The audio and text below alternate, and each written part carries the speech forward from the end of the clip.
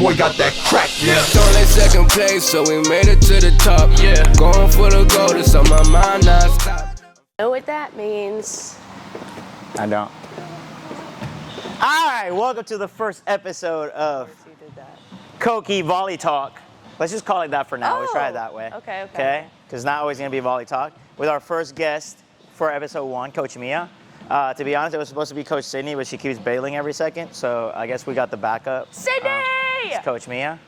So we're going to go ahead and we're going to do something different than everybody else does. Okay? Just like everybody else does their podcast in a little nice room with a mic and AC.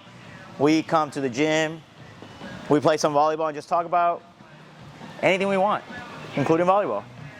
So now I just got to warm up with Coach Mia. I want to know who stuck those two balls. Got me out here in the gym. It's a good idea. We got to get those two down, that one, those two. Rip. You got it. Okay, where's the ladder? I don't know. Well, Coach Mia, tell us where you're from. Okay, well, I'm from Niceville, Florida. Just actually came back from there yesterday. It's near Destin, if anybody knows where Destin is. Most everybody does. Probably not. I didn't know where Destin was. Oh, Panama City? You know where that is? Yeah, maybe, because I've gone to beach tournaments there, so yeah. Something. Yeah. Well, I'm from there. I've lived there for 9 years, or lived there for 9 years. Yeah. Moved there in 5th grade. Actually from Panama City. I lived there for a while. I think that's it. That's where I'm from. What made you move to Mississippi? William Carey University. Yay! They gave me a scholarship. Okay. So how long have you been playing volleyball? I've been playing volleyball for like 9 years, I think. 9 years now. Where'd you start? I started in Niceville, actually. I started in 6th grade. And I made the 6th grade team, 7th grade team, 8th grade team. Because I tried soccer. I was a big soccer person before I got into volleyball. So when I moved to Niceville, I tried out for soccer. That didn't happen. That didn't work. So my gym teacher, she was like, you should try volleyball. And I was like, I guess so. So I tried volleyball. And then I also did track. What'd you do in track? I did the 4x1, my podcast. the sprint medley, the 200, and long jump and triple jump. Cool. All of those. Did you play club ball? Yes. I played club ball with a club that you probably know the name of, Niceville Sharks. So weird name. It's kind of contradicting. They were Niceville Sharks. They were Niceville Waves. Like we're nice They were Niceville Sharks. Volleyball Club. We are nice Sharks. Move this way because you're going to hit the heater. You've been close to it plenty already. Sorry. Okay. So, in school, what positions did you play? In school, for... Volleyball. Duh. Yeah. For middle school. Not middle school. Nobody cares about middle school. No middle school? Okay, for what high position school. did you play? Just rotating around? No. That was your position in middle school? No. That's what most middle schools do in Mississippi. You rotate in a circle. Here, there's no position. Positionless ball. In high school, I played middle, actually. I was a middle. In high school? In high school. What did you play in club? I played outside in club. That's right. So that's what I've been trying to tell y'all. All these players and my players is you can play any position. You should know and learn most positions because you never know what you're going to play. What you play in school doesn't really matter to what you play in club. Club is what matters when you play whatever you're going to play positions. But did you like playing middle? I know the answer to this, so go ahead. Nobody likes playing middle. It was fun when I got to hit, but that was rare. Nobody likes playing middle. But I hated blocking. That was the worst. Nobody likes playing middle. Well, you definitely don't want to play middle if you hate blocking. Yeah. Well, just the constant back and forth. I was a little bit heavier than I am now. In high school? I love blocking. I wasn't even a middle, and I love blocking more than anything else. I like blocking more than hitting. You get a block, it's the real deal. You get a hit. Out of 40, you get like 20 of those. How many blocks do you get out of 40? Well, if it's you, it's 0. Got jokes. So. That's his dad jokes, everybody. You hated playing middle, just like every person in the world. So nobody likes playing middle. Nope. I think I was a DS in middle school just because I was short. I mean, half of the kids that play middle for us don't even want to play middle. Yeah. Right C-Dub, looking at you. Right Nala, looking at you. Ooh. Why are you calling him out like that? Who likes playing middle? Jacia? Yeah, Jacia loved playing middle. No, she was just good at it. No, she loved playing middle. Jacia was her strong middle Jacia. for the 18s team this last season. She dominated in the middle. The way that girl could look at the court and look where the ball was. You're worried about the offense. See, you're an offensive player, I can tell.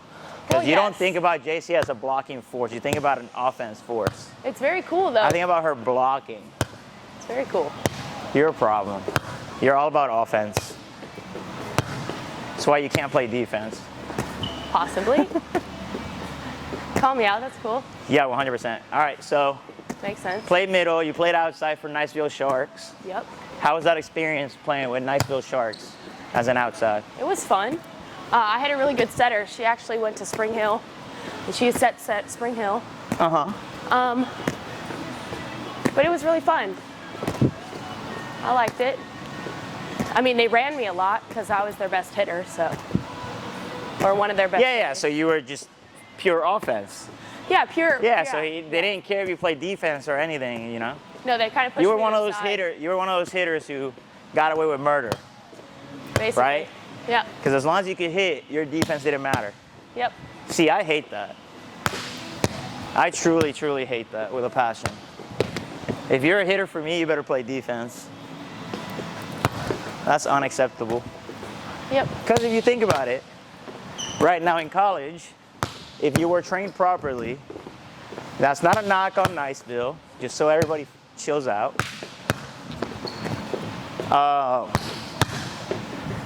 You'll be able to play 6 rotations in college, or you would have been able to go somewhere else, or whatever it is. But since all you do is hit, you kind of lose a lot of your IQ, your volleyball, everything. I can't even speak right now, but I know what I'm saying. Basically, If you don't play both. you get more options and you're better if you're a 6 rotation player who doesn't shank a ball like that. But see, that's one of the things I don't get along with clubs with. The clubs that train a 3 rotation outside. There's the clubs that, like you play 6 rotations? I did play in 6 club? rotations. But you played 6 rotations, but you really weren't forced to play defense. No, we never Like, practiced the defense. serve, with receive, us. or defense for you I wasn't don't remember. a key. You got more reps hitting than you did defensively. Exactly. Or serve receiving, Exactly. right? So now there's these clubs that they have outsides that only play 3 rotations. They take out in the back row for a DS, which again, I also don't agree with that. I think that I understand having a billion DSs, because we do as well, but you take an outside maybe out every once in a while if you need to give them a break, but it shouldn't be because they can't play defense. It shouldn't be because they can't serve receive. Why? Because you should also have an offense from the back row. You take your hitter out of the back row, you know, you don't have that offense, and that kind of sucks. Who's showing up here?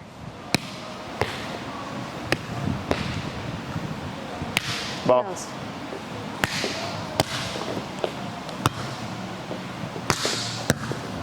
Anyways, I got distracted by that car. Are they here for the gym? I don't think so. Did you go to any big tournaments while at Niceville? Yes, we did. Any national qualifiers? Yep, we did. Did you Atlanta, qualify for any? We did Orlando. Mm-hmm. We did AAUs. Yeah. We did Georgia, Okay. which is in Atlanta. Which is You gonna Atlanta, serve a so- little bit? Yeah. You did what? Georgia? Yeah, which is Atlanta. So. I know where Georgia is. Yeah.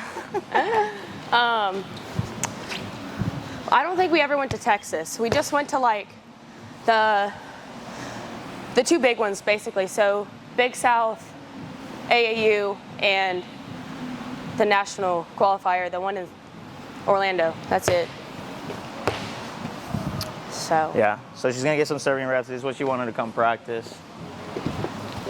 Because she's struggling, as you can tell from the first serve. All right, so what was one of the first things you learned as a volleyball player? Like what's one of the first, let's do it like this, because I can't even talk. What's one of the first skills you learned as a volleyball player? Probably serving. Serving? And you still serve like that? Right there? Yeah. Yeah. You learned it in 6th grade? Yep. We did underhand though. It's really good. Oh God. And then you learned this one? Then you learned this one? From you, yes. Yeah. Right? Yeah. To just like toss it and hit it as hard as you can. So they teach in most clubs. See, you might agree with that. I don't agree with teaching that first. So some people teach, hit it as hard as you can to the back of the wall. But see, I believe that when you teach that, and you're teaching the wrong technique, like it's harder to break a bad habit than it is to just gain power doing the right habit. So like right now with the new school ball that I'm at, I'm teaching the proper technique, but I've noticed some kids have been taught the wrong technique, and it's easier for the ones that haven't learned it to get it through their heads and get it right. Like the little ones, like the 5th grader that's getting it perfect MC, to like somebody who's already been taught to do it a certain way, it's harder to break that habit. So the reason they teach that right is because of what? Power? Yep. Because they don't have a lot of power, so they just teach you to swing because they don't have a lot of power growing up? Yeah, I mean, they just went with the underhand first because that was the easiest because the girls I know underhand. Control it. I'm just telling you how they taught us. I'm talking about when they go overhand. Oh, yeah, just to swing it. Swing at it, basically. No real technique. It was kind of just like... No aim, no technique, no throw anything. it in the air and hit it hard. Mm-hmm. Basically, that's how I learned how to do it. But it was learning the incorrect way. So, yeah. And then following that, you learn what? Passing? Yep. Putting my platform together. Your two weakest things? Exactly. Passing and serving? Exactly. It's too easy to serve. See, but growing up, I practiced serving constantly. And it was all about the technique, though, for me, growing up. And that's what I was taught. Right. So I did it consistently. That ball's leaving. No. Yeah, it is. I was the one that rolled out.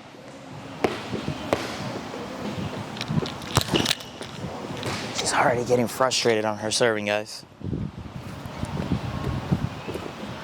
But so you learn your serving, you learn your passing. Did you ever get trained to set? Not really. Did you ever get taught setting at all? Nope. It was just serving, Interesting. passing, hitting. That's all we kind of learned how to do. I'm waiting. I was gonna ask you something, so I was just waiting. Nice serve. So we tend to go the first 2 months of club training everybody on every skill. Unless you're in the older age group, which at some point you kind of already defined your skill set and who you are.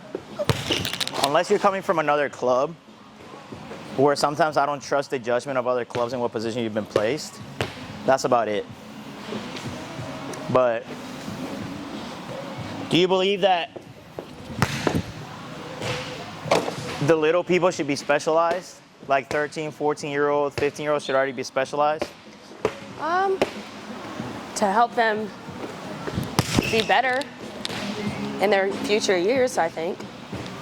Like if you train them at a younger age, like See, I don't agree with specializing though. like 8 or 9, I mean, like the basics. I mean, creating the basics and teaching them a little bit about the basics, so when they are 13, they can just try to perfect it when they get older. No, but by specializing, I mean put them in a position already and specialized training that position on them. Oh yeah, no. When you're younger, you shouldn't be learning only that. You can keep Not going as you're talking. I think you should train it more than that. So like I said, we do the first 2 months at least, and then I figure out who the setter is just based on their hands. In the younger age groups, I don't base it on hands, I base it on speed. Mm-hmm. Who's the fastest setter or the fastest player? That's usually who my setter is. Between that and my libero, who the fastest is. So anyways, you came to Mississippi.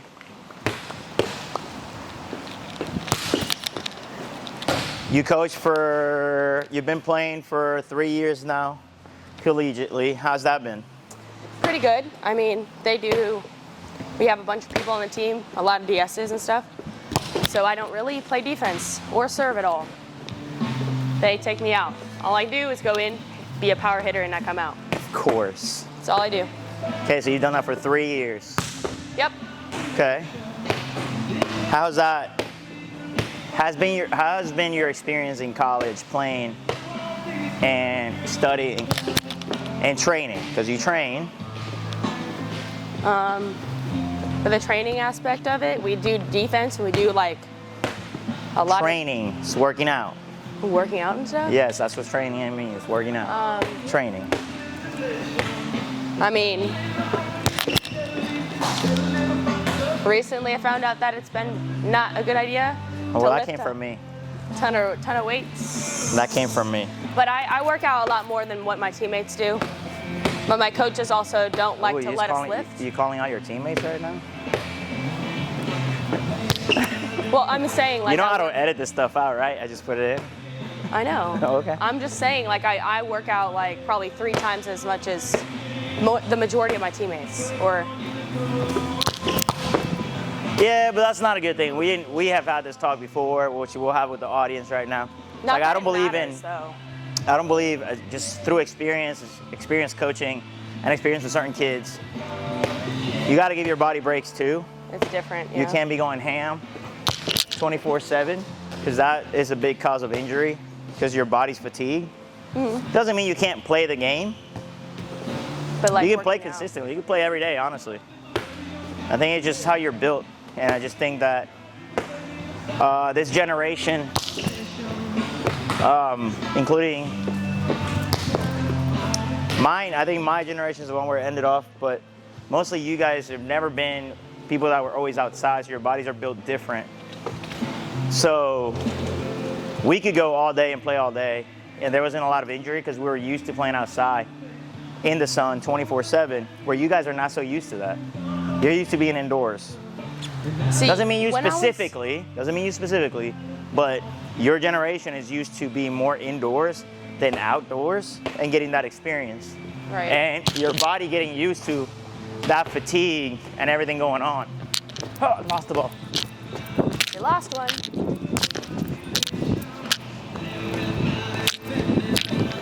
That's true, but I was an outdoor kid also. When I was really young. Like middle school, I was an outdoor kid. Mm-hmm. Most of the time, like I wasn't really inside. I kind of was peppering with myself on my roof of my house. I did that a lot. Yeah, but we were in the mojos of the way I say it, and I see it, I feel like I've seen it the more with age, is that when I was younger, and some of these players, like you saw Dahlhauser yesterday at 42 with Casey Patterson and all this stuff. At 41, 42, beating these 28-year-olds. They beat a 22-year-old. But these are people like Casey and Dahlhauser, probably like me, that we were riding in a bike all day outside, skating, skateboarding. We were busting our butts on the ground nonstop. We had, broken bones. messed up, like bruises everywhere. Like our bodies are used to taking that kind of beating because we were always outside doing stupid stuff. Right. Kids today are more likely to do stupid stuff from inside. It's not really going outside and going and jumping like you've never done this, but you're like, oh, I'm gonna go jump 12 stairs. So you go skate and just jump through 12 stairs and Right. I'm pretty sure I can make what it. happens. I'm pretty sure I can make it. Yeah. You know, and you're counting on these little like You come back things to with protect scrapes. you, and then you just come back and you're just busted up. Right. So you're kind of used to these things. That's why I told you before. When the kids today, like you roll your ankle, it's like, oh, I rolled my ankle. It's a boo-boo. We start Right. crying. And Back in the day, you. I went through it. Like I used to roll my ankle all the time. But it was like you would roll it. People would ask me, it's like, didn't you roll it? I was like, yeah, it's fine. It's whatever.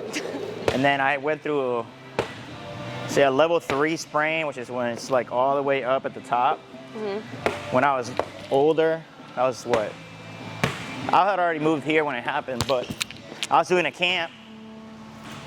And then I just taped it and just kept going. Like, they were like, yo, you need to stop, because it was like a ball. The upper part of my foot was turning purple. Ooh. And I was like, Immediately? they were like, yeah, I should have probably been wearing a boot. But I was just like, I just taped it up, iced it, whatever, it just kept going. And it was purple, it turned into a huge balloon. I was like, who cares, man? Like, that was just me. That's my mentality. That's always been my mentality. I think that's mostly the old school people's mentality. That happened It's like, freshman year of you roll your college. ankle, you bust yourself up, you keep going. You get a concussion, you keep going. Like, you get busted in the face nowadays. A kid get hits in the face. Don't get me wrong. Before everybody freaks out, I understand concussion protocols, I understand all that stuff, and I agree with it, but I'm just explaining how it used to be in the day. Like, we used to get blasted in the face, and it'd be like, Oh, I see. you'd be like, no, you'd be like for a second, like, oh, okay, let me go back. Now, a kid gets hit in the face, it's like immediate tears, we're crying, we're like, all this extracurricular. Ooh. You get kids that get a jammed finger and start crying over a jammed finger. So, it just seems like a different toughness in the generation. Like the world got soft? In a way? The kids got soft.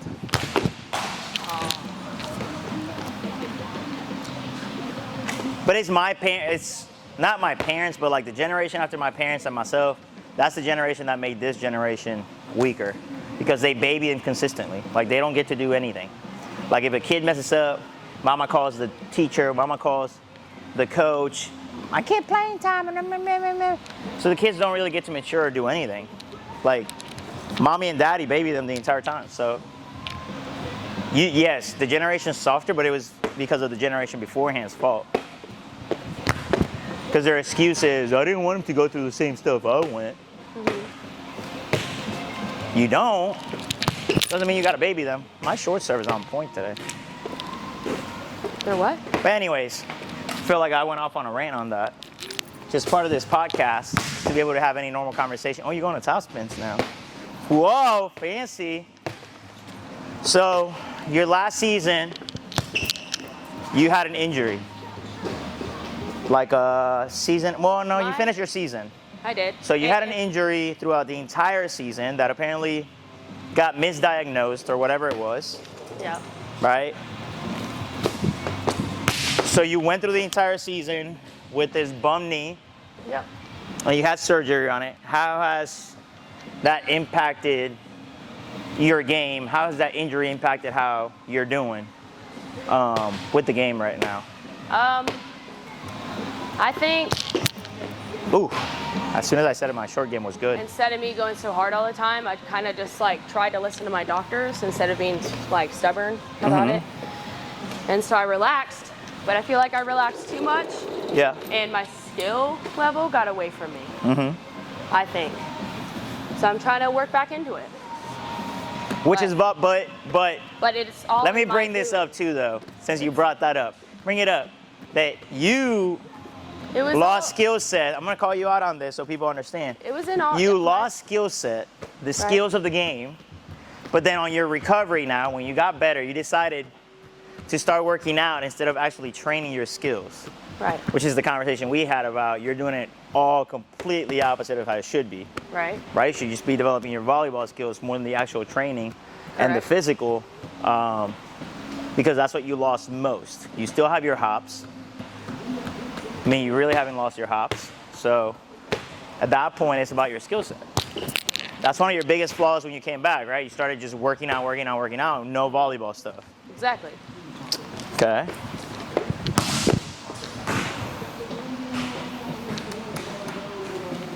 So it's all in my perspective, like I have to do it. It's nobody else's fault but mine.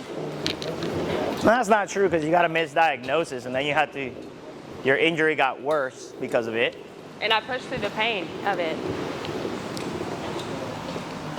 Because my doctors just said it was a bone bruise, or not my doctor, She's my shagging, trainer. 'cause I My don't know. I doctor don't like figured it out. shagging. I'm the worst at shagging. I can't do it. I'm lying. I do it when I'm by myself. But I did lose my beach season for my junior year because But if the of young gun's here, you just let her shag. that said injury. Because it was a partial meniscus tear, and then I also had a cyst underneath my kneecap. So they had to go in and take that cyst out, and then they had to sew my meniscus up. So that took from November to late April for me to recover from that, because I went to PT every single day. Worked out, well, PT at, like I worked out at PT, but I did that. But now I'm just trying to get my skill set back, because I'm already strong. So I don't really need any more strength. She's over there having her I'll own just get really, conversation, but really she has the bulky, mic and I on. don't It's need that. hilarious. So I'm working on the skills. I wonder what she's ranting That's why about. I'm doing things. Trying to get better at it. Anyway, these podcasts are going to be bomb. So much different than what everybody else is doing. So make sure you click follow, subscribe, do all the above. Another thing that also happened. Gotta come up with an I know intro. I'm talking to the mic, but She's talking and because I'm you can't talking. hear It's me. going to be a hot mess. You'll hear it later. My mental state wasn't the best, or still really isn't the best. With It's going to sound like a Puerto like Rican volleyball, household, like my Puerto being Rican a household. perfectionist and everything. Just people talking over each other nonstop. Me trying to be a perfectionist all the time really doesn't help with my skill set, because I just kind of shut my brain off. She's pumping off. So, trying to fix Link that the part bio, of my subscribe. skill set, my mind skill set. Because if you take yourself out of the game, and I know I preach this, I know She's it, over there shagging in her own we had conversation. videos of me kind of shutting down, or Coach Gabe had videos of me shutting down, but trying to work on that too. So. Are you done with your conversation? What? You had a full-on conversation over there. Yeah. I am. Telling them all about your injury. Yeah. I Yeah? did. Yeah. And other things. Other things. Uh-oh. Like not All right. only my like physical skill set, but my mental skill set. What you need to work on? You still trying to serve? Or you trying to do some more stuff? I think What'd you leave off? On your injury? Sorry, we have to move the camera. What'd you leave off of? Your injury? Okay, so we're gonna focus on soft serve receive, because you're still coming back into it. So I'm gonna serve you from closer, easier balls. Okay, you're gonna focus on your actual technique, which is holding the platform as you pass, and just dropping your shoulders. Okay, we'll start straight away, straight down the line. Then I'll move, and then I'll move again. Okay, I'll make it easier than that. I ran up on that. That's my flaw, one of my flaws. So, with everything going on, your injury and everything that's happening, and your last season coming up, what is your goal for this season? I guess to try my best to get to where I can play 6 rotations again. And not get fatigued and not get aced. Can't play 6 rotations passing like that. That's why I'm working on it. Okay, that's true. That's fair. But that's your goal. Oh, crap. Your You goal trying to is trip to me? be able to pass 6 rotations. Okay, fair enough.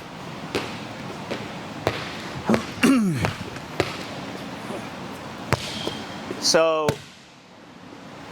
what would be your goal for your team?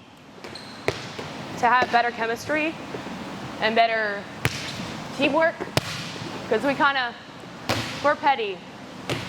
We don't really have like team chemistry. It's not. So y'all are women. Yeah, basically. Ooh. So this is one of the most controversial conversations I've seen in volleyball. So I'm going to put it out there. Camera's over there. I don't know why I'm looking over here. I was looking back there. One of the most controversial conversations that I've always heard when it comes to college ball and college players, which I personally agree with. I don't know if it's true, but it seems like there's high-level D1s where there is petty and there's drama and all this stuff, but it's more controlled because of the level of play. Right. Because you know where you stand. You know these players are so high level that are with you in your team that they could start, you never know. But yes, I have seen pettiness and all this stuff. It's just more under control and more professional at the higher division. But I have noticed a lot of very, very good players end up going D2, D3, or NAIA. And I've noticed, I'm seeing skill-wise, I'm like, why are they down there playing? They can easily be a D1. And then a lot of times I get to meet people. And it's very, you can tell it's because of their attitude, right? So I've noticed that a lot of players with bad attitudes end up in D2s, D3s, and NAIAs. That's what I've noticed. I mean, you've played against NAIA schools for the most part. You know other players. What's your opinion on that? We're very without going into your own team, because I also don't want you to insult your own team and whatever your team is, but like discuss maybe other players you've met, know, players you've played in club that are now in college. I feel like some of them are mentally headstrong. It's like a mind game for most of them, though. Not just my team, it's all the teams that we've played. Because we have a certain team that we like rival against. And they do the same thing we do. So like if they're up, they're up. But if they're down, they get in their heads. I don't think you understand my question. I don't think so. I said, I've noticed that players in the lower divisions that have made lower divisions have bad attitudes. Yeah. Have drama, have gossip, have all that stuff. That's what I'm asking. I'm not asking about the gameplay aspect of it. I'm asking about the attitude and the team as itself as a unit because of a player having an attitude. Yeah. That's what I'm asking. It disrupts that, yeah. Ooh. What I'm saying is at those levels, you tend to see more attitudes than at the higher level. It's more controlled at the higher level. I guess so. I've never seen the higher level. Or I've never met people at the higher level. I know, but I'm asking you in the lower level. Stop pulling away. I'm asking you in the lower level if it's like that. If it's controlled? If the people in the lower level are cutthroat, all about themselves, They not are. team mentality, is gossip, drama, Yes. all Gossip, that stuff, drama, that's what I'm yes. asking. Yes. They have that. She doesn't process the questions very well.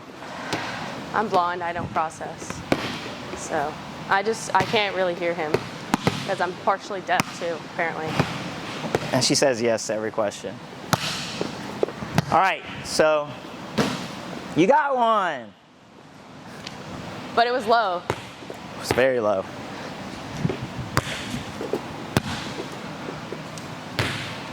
So over your years playing in college, what have you learned in college?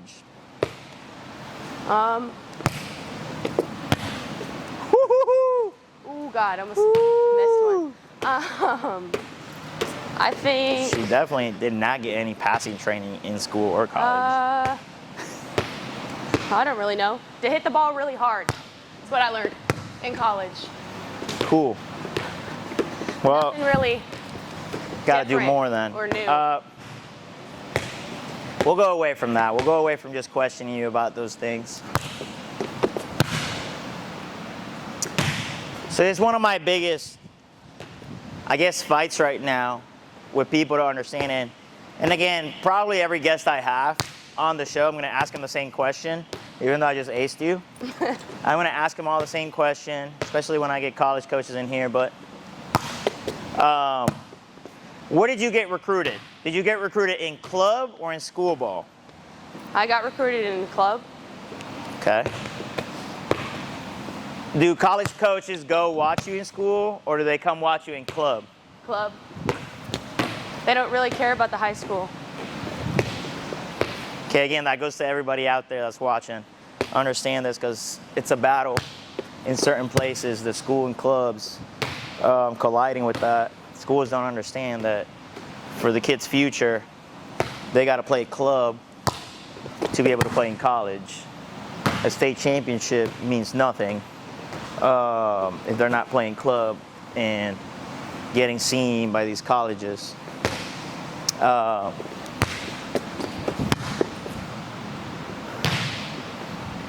What is your favorite position in the game of volleyball? If you had to redo it all over again, and you were a blank canvas, what position would you play? I don't know. Or would you want to learn to play more? Like which? I'd want to be a setter. God, I've seen your hands. You asked me a question, and I answered truthfully. It's a great answer. It's a great answer. Setters are the best. We all agree. Setter's the best position. Okay, let me ask you this. Because there's another argument that so many volleyball players have, including the ones that are going to be watching this. What do you think is the toughest position in the game of volleyball? Setter. They got to run everywhere all the time. Woo! God. Why do you think it's the toughest position? Because they got to run the court, tell everyone where they're supposed to be going to, and make a good play. Or assist, make a good assist. And then. What do you think is the second hardest position? Libero.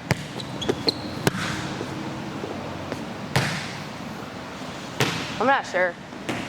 What's your third hardest position? A middle? Wait, no, that's the easiest one. What's yours? You don't give me what you think everybody wants to hear. What do you think is the third hardest position?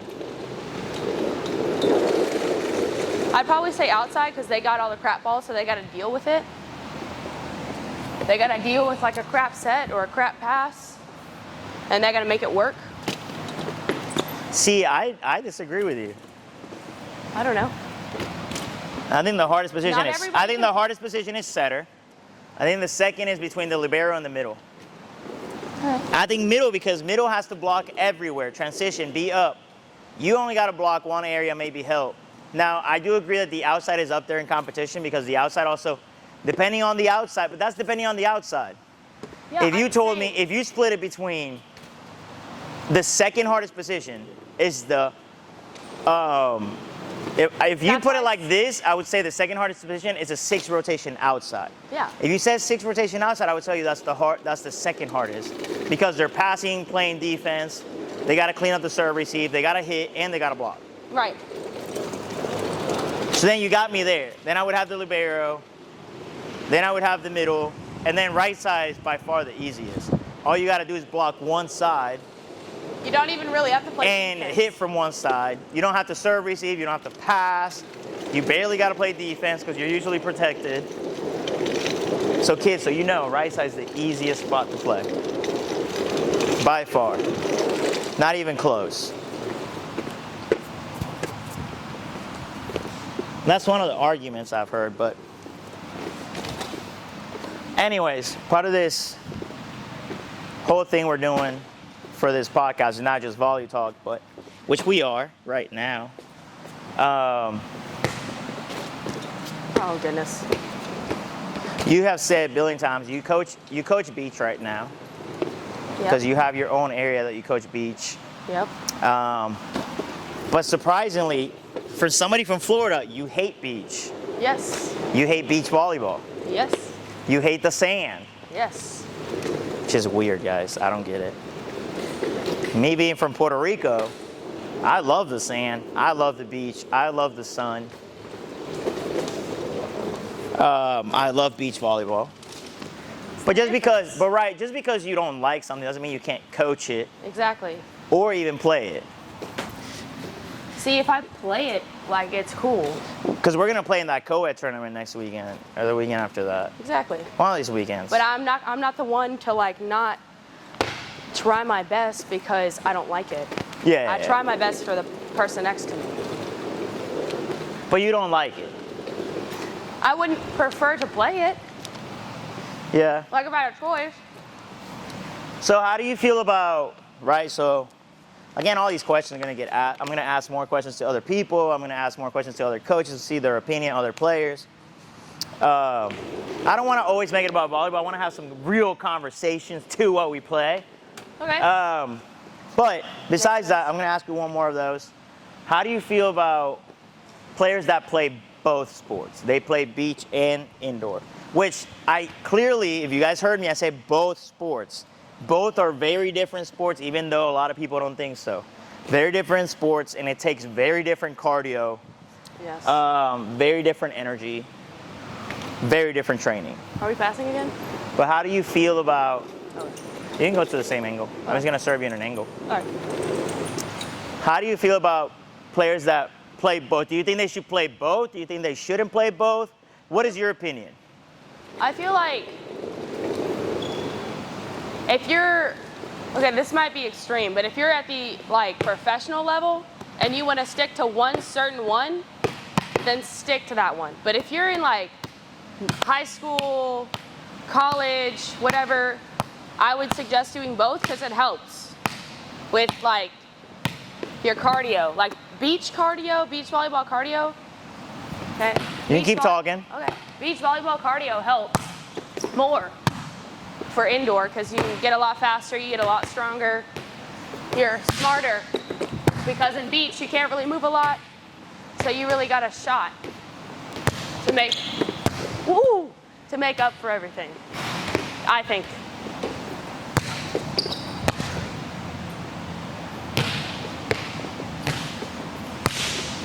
See, I feel like you like to straddle the fence. Like you like to be in the middle. Like Well, you like to be Switzerland. You always like to tread in the middle of things instead of like committing to one answer. Like I disagree completely. I think you should play both sports. It's two different sports, two different energy requirements, but both sports benefit each other. Because if you play beach, you need to develop tons and tons of ball control. When you play beach, you have to pass, you have to set, you have to play defense, you have to hit, you have to block, right? So you got to learn everything, and it's only you and your partner. So there's no excuses. You can't get out, you can't get subbed out. Nobody can do it for you. You got to do it for yourself. So that's the aspect that I disagree with, because I believe that in beach, you develop so many more of the skills that you don't develop through indoor. And then when you come to indoor, you're a lot better at everything you do. First off, you're going to be jumping higher because sand develops vertical. You're going to be faster because sand develops speed. So see, like right now, the way I have it is our girls play indoor, winter, spring, and then in the summer they play beach. If I had it my way, if it wasn't for school ball, which I'm still trying to debate if I want to do it or not, they should play beach volleyball during the fall as well. Right. To get ready for indoor club season. Because I believe you develop more playing beach than school ball. And I don't know if everybody's going to agree with this. I don't know who agrees or doesn't agree. I just know that I can speak for here. And when I speak for this area, I just believe that Mississippi is so far behind in the game of volleyball, especially in schools, that it doesn't help the kid. They take steps back. you know, and I've heard it from multiple coaches, college coaches, that it's hard to recruit from Mississippi because they go backwards during their school season. Like their skill set goes backwards and they got to develop again. And basically they're at a disadvantage when it comes to recruiting and their skill set. Yeah. Because they spend almost summertime or half of summertime, but some of them play beach, so they still develop. They play school through the fall. So all those months they're playing school ball. And from what I've heard from college coaches, nice. It seems like they undevelop. They go downhill in those moments and then they got to pick it up again. So it's harder to recruit them because It's like they have to press the restart button. it's like you have a handicap. Right. You're right. Like every single season, It's like you start from the bottom and it's like there's no progression through an entire time except there's actually you go down instead of up Right. or even steady. That's the thing. Like you don't even stay steady, you go down. So it's a question of, to me, that's why I think a lot of these kids should play beach volleyball during the fall to maintain that development so they can keep growing or doing privates or clinics and all this stuff. But I do think beach is very important and crucial even for an indoor player to play in. I mean, you saw yesterday the UCLA setter for men's, and he was dominating in beach. He was 22 years old. He's dominating in beach. Forgot his name. Something with a P. It's his last name. But Oh wait, you're not gonna remember. I want to say like Putin or something. No, Putin. That's the Russian president. Yeah. Way to Something try. like Yeah. that.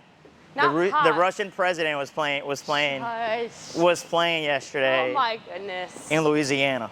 It was something with an IN though. It was it's the UCLA setter. He's won all kinds of awards for indoor.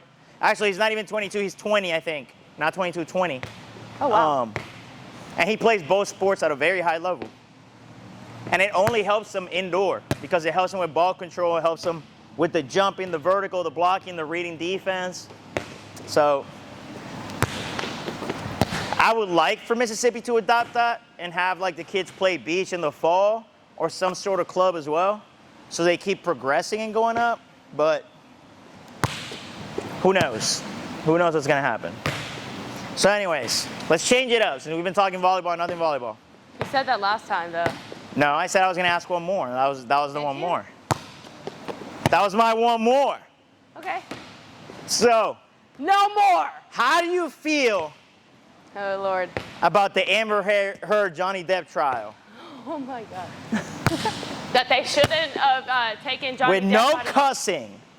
They shouldn't have taken Johnny Depp out of the last Dumbledore movie, The Fantastic Beasts. So you're mad he was taken out of Pirates of the Caribbean? Yes. I'm mad about that because he used to be my celebrity crush. Or Celebrity still is. crush. Yes. He's like 50.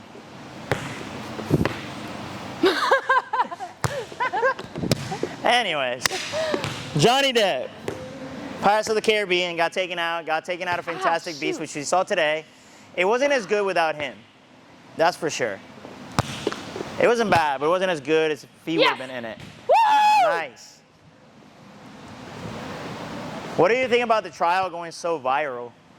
I mean, that's the reason we know about it. Yeah. Because it went viral. I think. Well, you know about it from me. Yeah, because I didn't really pay attention to it that much. But when I saw it on TikTok, it just seemed like Amber was shooting herself in the foot with what she was saying, and she kind of like lost. But you got to be Or- careful with what you watch, because you watch some TikToks and, you know, TikTok, you got to be careful with what they show, because a lot of times it's I just the just need to narrative watch- they want to paint. Yeah. So, like, you got to watch the full case. Like, I actually watched the case. I stopped, and I would sit there and watch them. They would stop a little too much, because they always have to walk up to the bench. But, so, do you think Johnny should win the case? What? Do you think Johnny should win? I think so. Just because he's been like what I've heard. See, but I watched the closing statement, and I was laughing because Amber Heard's lawyer, the female lawyer, I forgot her name, Elaine, she was saying she was saying that through this entire trial, Johnny Depp has never taken responsibility for anything he's done. He blames it on everybody else. Everybody else is wrong. He's right. And in my head, I was sitting there, I'm thinking like, are you describing like your own client right now? Like, are you describing Amber right now? Because, I mean, Johnny has owned up to literally everything that was put out there except the hitting. Because he said, I never hit her. But he always owned up to everything else. He owned up to like the drug use, the alcohol use. When she cut his finger off. He owned up to breaking stuff, and like he owned up to getting mad and yelling. Like he owned up to all that stuff. All he's claiming is he never hit her or did anything else besides the point to her, or the claims that she's making. I don't know. You know, it's one of those things that you always wonder, is like, you have to be like a fly in the wall in that moment to know what really went on. Like, you just don't know between two people what really happened. But there's crazy people, and she has crazy tendencies. And I know a lot of crazy people too. I've met a lot of crazies. Not you. But I have met a lot of crazy, and they had that same look she had all day, every day. Little smirk, little insults here and there. I know those kind of people. I've met those kind of people. Sound very familiar, guys? Some of you might know. Fake it till you make it kind of people. But she does remind me of those people, those tendencies, because it's like they guilt trip you into making you feel bad, even though you didn't do anything. Then they just insult you 24/7. No, it's not you. Stop saying it's you. It's Sydney, guys. It's Sydney. No, I'm kidding. It's not Sydney. Dude, she's gonna kill you if she sees that. I know. It's not. Oh my God! Now that we're talking about movies, did you ever watch The Miracle Season? The volleyball movie? No. Really? Yeah. God. The story's really good. Wait, because it's a real true story. The girl that died on the motorcycle accident? Yeah. Oh yeah, I saw that one. So that's a true story. So like the story's good. Right. But the movie was awful because they just don't. Why don't they get real volleyball players? Like this is how the setter. No joke. This is how the setter said it. I'm gonna do it over here so the camera can see it. She'd be like this. Like the ball's coming, she'd be like. I was like, oh my God! And then she'd be like, that's the noise. The coach would be like, you hear that? No noise. That's what the ball should do when you don't set it. I was like, bro, you heard the noise. She smacked the crap out of the ball. What are you talking about? Oh, God. What is happening here? Great story. Horrible acting. Horrible volleyball in that entire movie. Hey, April has a question. Wait. All right, so we have to switch the camera because she wants to hit now. It's not like I can go home anytime soon, apparently. Anyways. Oh.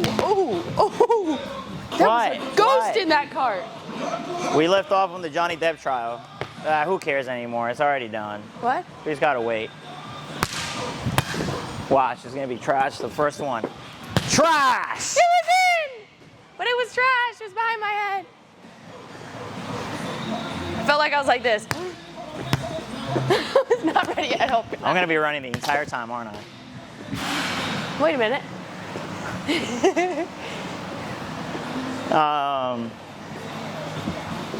I just got my review for the new jerseys for Simpson to approve them. Huh. Simpson, for those who don't know, is a new school. Like I've said before, I wasn't gonna coach school because nice swing. Because I hate school coaching because of politics and stuff like that.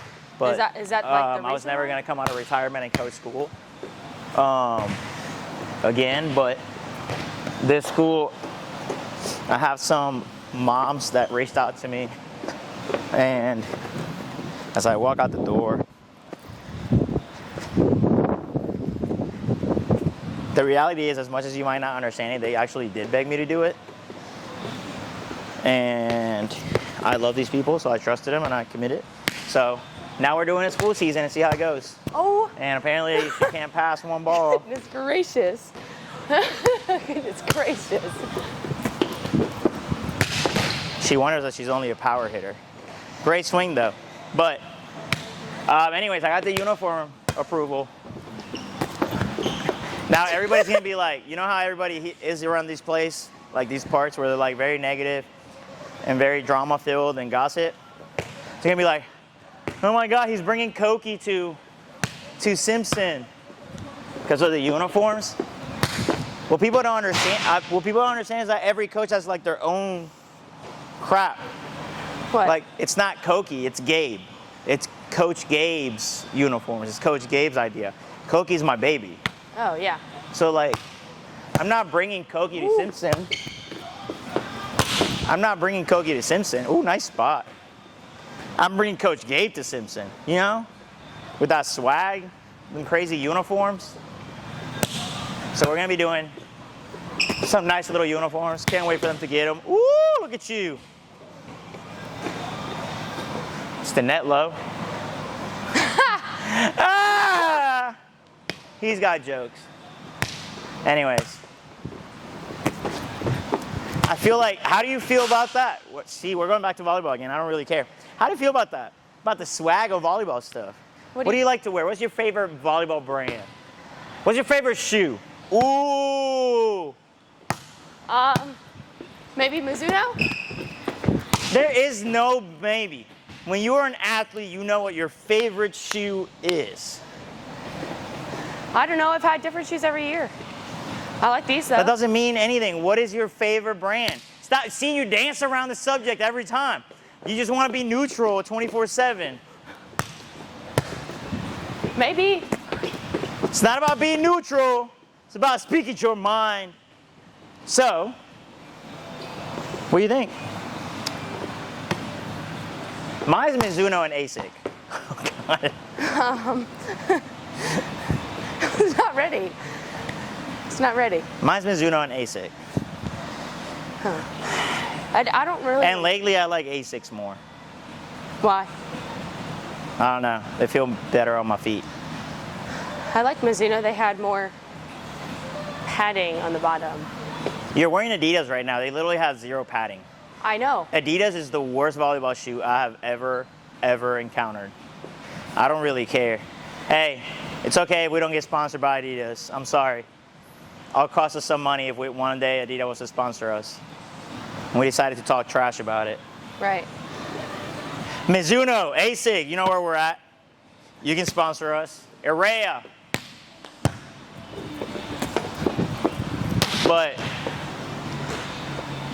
well, the new company we use is Area because that's the one all the pro company uses internationally.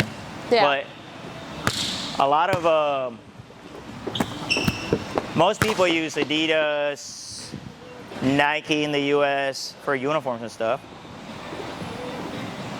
But I did notice a trend on basketball shoes. A lot of people are wearing like Kobe's or Kyrie's and stuff like that. What are MC shoes? Her red ones. Those are Kyrie's. Oh. That's why I ordered those though. You ordered Kyrie's? I ordered that for her because she didn't fit into the other ones. Oh. She didn't have the right size for it. Oh. Did you order her white ones? No. I wanted to go red because that's our color. But like, a lot of people have been wearing basketball shoes, so I gave it to her to try. She said it's fine. Yeah. So I don't know. I do not feel like chasing that one down. I ain't gonna lie. Anyways. Do you like blend colors? Are you a white jersey kind of person? Are you a black jersey kind of person? I'm a black jersey type of person. So you're like boring. Huh? You're boring. You like the black jersey with the black knee pads and the black shoes. Ew. Black jersey, white knee pads. White knee pads, white shoes? White socks. Yep. White shoes? Yep. God, guys, that's so boring. That is so boring. Well, Never in my life, guys, never. my coach doesn't really have a variety of colors to pick from. Yes, he does. Everybody does. She doesn't. Black, white, red. You're talking about school. Yes. Yeah, but you also play club. When? Now? No, back in the days. Oh, yeah, no. I thought you meant like... And you wore plain jerseys too. You wore a white jersey, right? And a black jersey. No, we wore a blue one. The baby blue? That and like a teal. With the white on white. We had black in club. Sorry, it's not worse than Sydney. Sydney's definitely so bland. What's Seems that? like I need the white jerseys with the white knee pads and the white shoes. That's so clean looking. It's clean looking, but it's no fun. Not only do I think it's boring, let me add to that. I think it's super boring. But like, I would hate to have white stuff. That means I gotta keep it all clean all the time. It's harder to keep clean. And I was never the cleanest eater. You know? We know. And I was one of those people that was always wiping my face with the jersey too. And when it's white, like you've seen the girls with the white jerseys, like all this gets all black and gray and nasty. I wipe mine here. Oh, I know. Like this season we had the white with the tattoos. And like you saw the girls after the game, like the neck area is like all black and nasty. It's like, who wants to see that? Yeah. That's gross. See, if you have a black jersey, you can't see that. If you have a colored jersey, it's harder to see. That was a great set. That was early. Don't blame my set for that. It's not. Maybe I wanted a shot. Maybe it's coming back. It's not coming back. You had plenty. Oh my God. And it stopped at the box. Get nervy. Because I'm going to let you get injured. Yeah, maybe. I don't know. Oh my God. She's challenging my setting today, guys. She's testing my setting. And it was a great set. She still didn't manage to get it. I was laughing too hard. Oh my God. I'm early. It was right at the antenna. It was the perfect set. It was. Like I'm on point right now, and you're just making me look bad. All right. You know hitters can make setters look bad, right? Yeah. How do you feel about that? Huh? Were you a hitter that always blamed the setter? No. Uh-huh. The set was just not good enough, guys. The set was probably never good enough. This is how all the hitters work nowadays, all the outside hitters. These are the outside hitters that don't make it D1, by the way. Are they the ones that are constantly like, could you get it a little bit higher? Can you get a little teensy? And they go like this, little teensy bit outside. It's like if you needed that little bit and teensy bit outside, you How about suck. jump higher? You suck. Just saying. Okay. To be able to make the hit, if you needed that bit outside. Look at that, beautiful. At the antenna, I mean, what else would you ask for? I don't. It's perfection. I always compliment my setters every time. Every single time. Everybody always constantly asks me, like they'll ask me on here, like, were you a top setter in college? Were you this, blah, blah? You're taking a break? It's, oh my Don't God. freak me out. Were you a top setter in college, blah, blah? I was like, Me? no, Hell, me. heck no. I was like, no. But my only excuse is that I was retired for freaking, Forever. I stopped at 17. I was retired about 8 years I was retired before I picked up a volleyball again. And then a college recruited me to set. So I had to start from scratch again to develop. So I put in a lot of work to actually develop, to compete. But I'm not delusional either. You know those players that are delusional? Delusional? You know what delusional means? Yeah, but explain.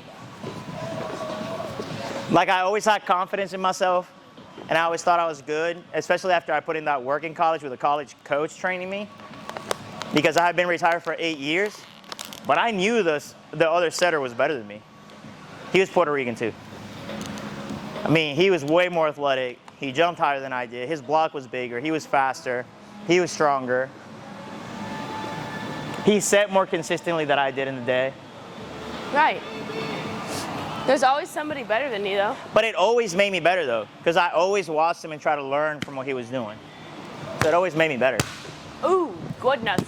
Good. But just because I wasn't one of the top level setters at that time or in those times against that player doesn't mean I'm not a great setter. It just means somebody was greater than me. Which happens if you're not number one, there's always going to be somebody greater than you. Right. You saw it yesterday, that was my favorite interview. Can we do a 1? Okay. Yesterday, that was my favorite interview. When like Casey Patterson yesterday like goes up and tells them all how excited he is to play with Dahlhauser. And Casey's like top level notch player with a lot of awards. And he was saying how Dahlhauser was the GOAT and was better than anybody else. And he should win anytime he plays with, anybody should win when they play with him. Right. You should always know when somebody's better than you.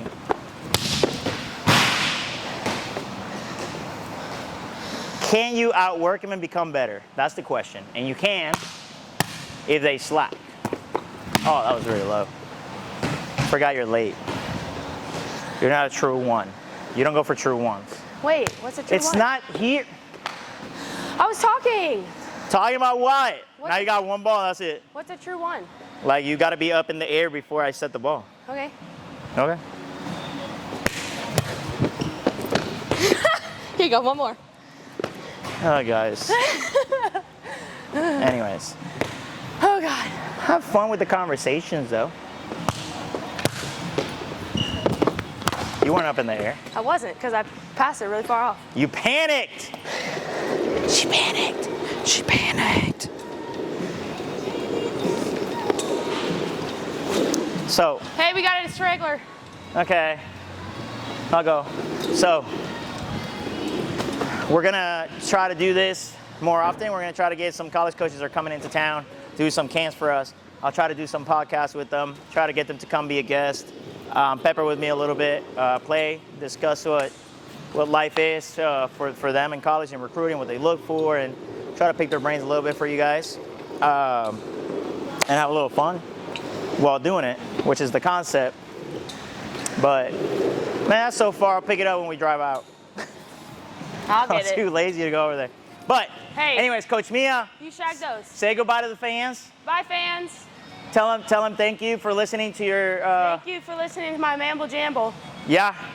All right. So it's our first episode done. It's a wrap. Like I said before, we do no editing. There might be some cutting because we move the camera, but we don't do editing. So you're gonna hear and see everything as it goes on, because I believe that's how it should be. If you edit a lot of stuff out, it just shows that you're not being true. So whatever crap we talk, you heard it all right. That's all we're saying. And love y'all. Thank you for keeping up. First episode done. Hopefully Coach Sydney will stop being so busy and come out and do one. And then we'll have some players come do some too for you guys. All right? Deuces. Hey, shove me that other car. That boy got that crack, yeah. Only second place, so we made it to the top. Yeah, going for the gold, it's on my mind.